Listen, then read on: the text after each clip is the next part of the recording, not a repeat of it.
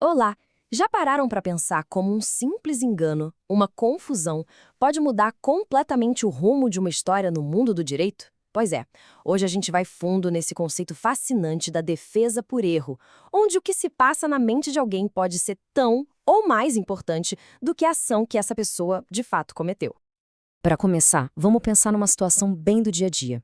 Imagina só, fim de treino, cansaço e alguém pega uma bicicleta que jura que é a sua, mas não é.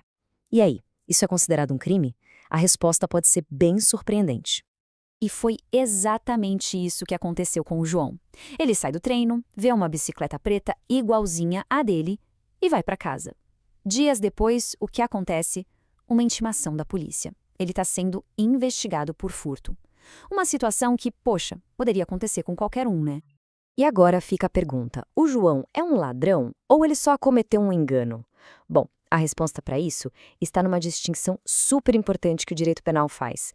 É uma linha bem tênue que separa a intenção da pura e simples confusão. E essa distinção se divide em duas categorias principais. De um lado, o erro de fato e do outro, o erro de direito. No primeiro, a pessoa se engana sobre a realidade. É o caso do João, que achava que estava pegando a bicicleta dele. Já no segundo, a pessoa sabe direitinho o que está fazendo, mas acredita que aquilo não é ilegal.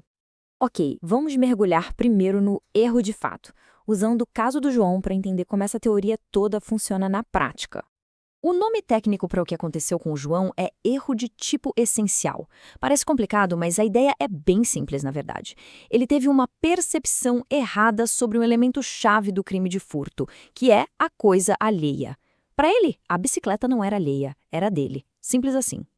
Então, a lógica jurídica funciona passo a passo. Primeiro, o João cometeu um erro sobre o fato. Certo. Segundo, esse erro elimina completamente a intenção de roubar, o que a gente chama de dolo.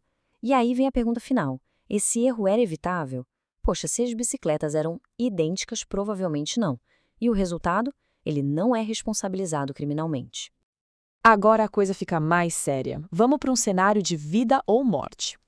Pensa no Adonis, um senhor de 71 anos que mora num bairro perigoso.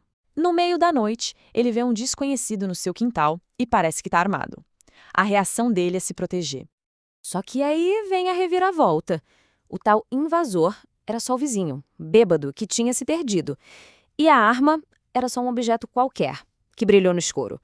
E agora, com essa nova informação, o Adonis cometeu um crime? Esse caso nos leva a um outro conceito, a discriminante putativa. É um nome difícil para uma ideia de que a pessoa acredita por engano que está numa situação que justifica sua ação, como a legítima defesa. O Adonis pensou que estava se defendendo de uma ameaça que era real. E olha só o poder da percepção. O Adonis acreditava de verdade que estava em perigo. O contexto todo, a noite, o bairro violento, a aparência do estranho, fez o erro dele ser totalmente compreensível.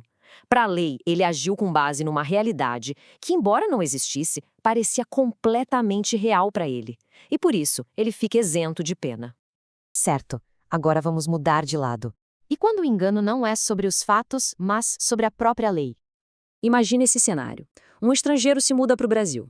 Lá no país dele é normal ter mais de uma esposa. Então, seguindo o costume, ele se casa com uma segunda mulher aqui. Ele sabe que está casando, claro, mas não faz a menor ideia de que bigamia é crime no Brasil. Isso é o que chamamos de erro de proibição. A pessoa tem total consciência do que está fazendo, ela sabe que está se casando de novo. O que ela não sabe é da ilegalidade daquilo. A diferença é crucial. No erro de fato, a pessoa não sabe o que está fazendo. Aqui, ela não sabe que é proibido. Mas, atenção, nem todo desconhecimento da lei é visto da mesma forma. Se o erro era inevitável, ou seja, a pessoa não tinha mesmo como saber da proibição, ela pode até ficar isenta de pena. Agora, se era um erro evitável, se ela podia ter se informado, aí a história é outra. A punição acontece, mas pelo menos com uma redução na pena. Agora, para fechar, uma última reviravolta. E quando alguém realmente tem a intenção de cometer um crime, mas erra na hora de executar o plano? Isso é o chamado erro acidental. Aqui a situação é diferente. A intenção de cometer o crime existe, mas o resultado não sai como planejado.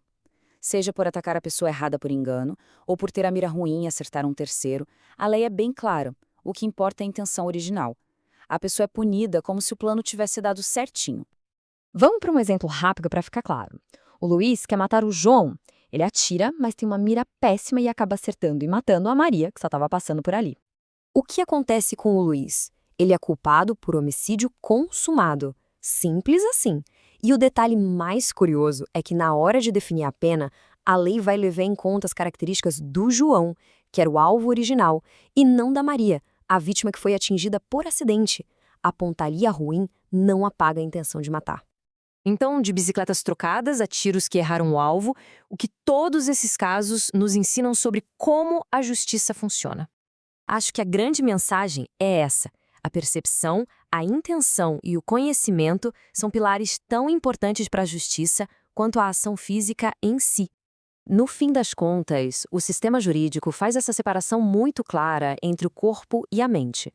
Não dá para olhar só para o que foi feito. É fundamental entender o que se passava na cabeça da pessoa naquele momento. Só assim para ter uma justiça realmente completa. E para terminar, fica essa reflexão. Da próxima vez que aparecer uma notícia sobre um crime, talvez a forma de ver a situação mude um pouco. Talvez a primeira pergunta não seja só o que aconteceu, mas sim o que a pessoa achava que estava acontecendo.